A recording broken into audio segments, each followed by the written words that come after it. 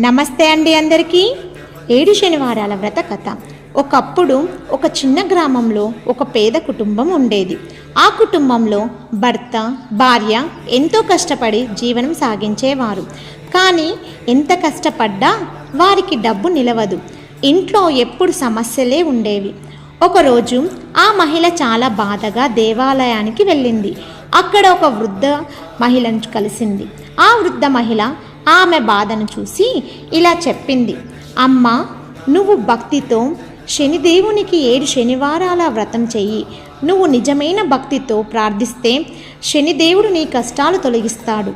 ఆమె మాటలు నమ్మి ప్రతి శనివారం ఉదయం స్నానం చేసి శనిదేవుడికి నువ్వుల నూనె దీపం వెలిగించి ప్రార్థించేది.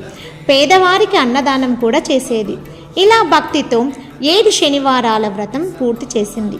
అప్పటి నుంచి వారి ఇంట్లో మార్పు వచ్చింది. క్రమంగా కష్టాలు తగ్గాయి. వారి జీవితం సంతోషంగా మారింది. గ్రామంలో అందరూ ఆశ్చర్యపోయారు. అప్పుడు ఆమె ఇలా చెప్పింది, శనిదేవుణ్ణి భక్తితో ప్రార్థిస్తే ఆయన తప్పకుండా మన కష్టాలను తొలగిస్తాడు. అప్పటి నుంచి చాలామంది భక్తులు 7 శనివారాల వ్రతం భక్తితో చేయడం ప్రారంభించారు. నిజమైన భక్తి, నమ్మకం ఉంటే దేవుడు మన కష్టాలను తగ్గిస్తాడు.